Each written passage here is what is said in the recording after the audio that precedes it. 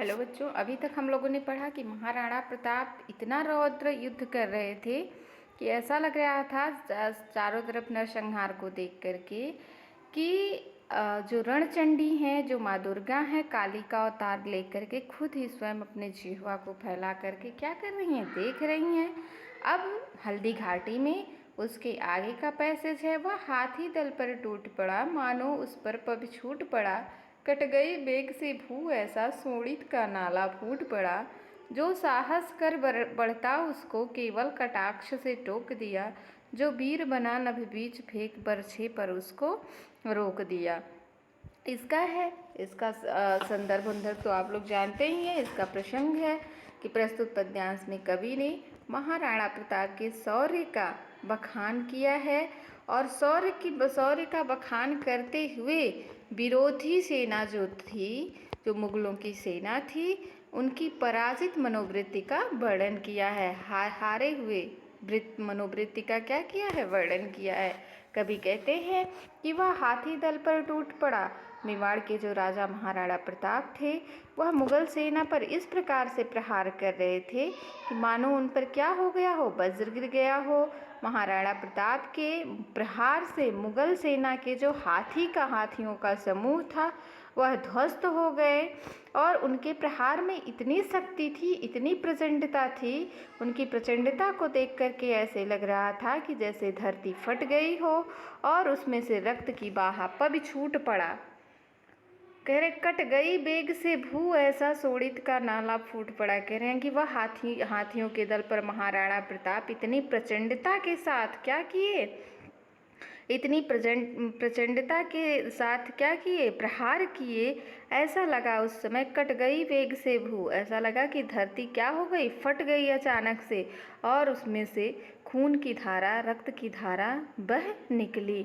और जो साहस कर बढ़ता उसको केवल कटाक्ष से टोक दिया। और विरोधी दल के जो सैनिक थे, वह अपने पराक्रम और साहस थे, यदि कुछ आगे बढ़ना चाहते थे तो उन्हें महाराणा प्रताप अपने व्यंगों के बल से ही बीच ही रणभूमि में क्या करते थे, अपने कटाक्ष से, अपने तिरछे नेत्रों से, अर्थात जब घूर के देखते हैं तो ऐसे नेत्रों से उन्हें क्या कर देते थे, बीच में ही रोक देते थे।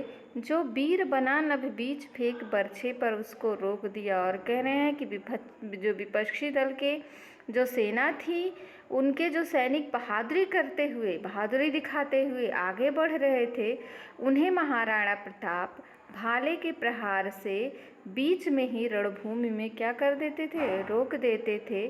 और इन सब परिस्थितियों से ऐसा स्पष्ट होता है कि मेवाड़ के राजा के सम्मुख जो मुगल सैनिक थे वो परास्त हो रहे थे, हार रहे थे, क्योंकि वो जब हाथी दल पर क्या किए, प्रहार किए, तो ऐसा लगा कि पूरी धरती फट गई और उसमें से खून का, रक्त की धारा बह निकली। और जो भी साहस करके अगर कोई सैनिक आगे बढ़ता था तो वह अपने तिरछे नेत्रों से ही डरा करके उसको पीछे कर देते थे।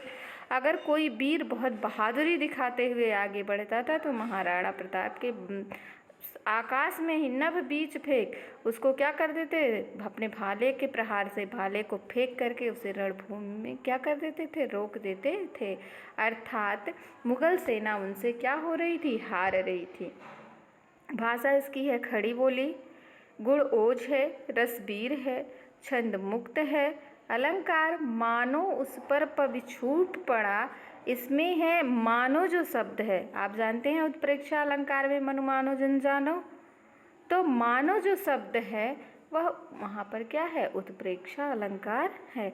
इसको हम लोग कैसे कहते हैं कि वह महाराणा प्रताप, देखिए लिखा है, वह हाथी दल पर टूट पड़ा, मानो उस पर पग छूट पड़ा, कि वह हाथी दल पर ऐसा प्रहार किए कि ऐसा लगा मानो क्या पृथ्वी फट गई और रक्त की धारा निकलने लगी।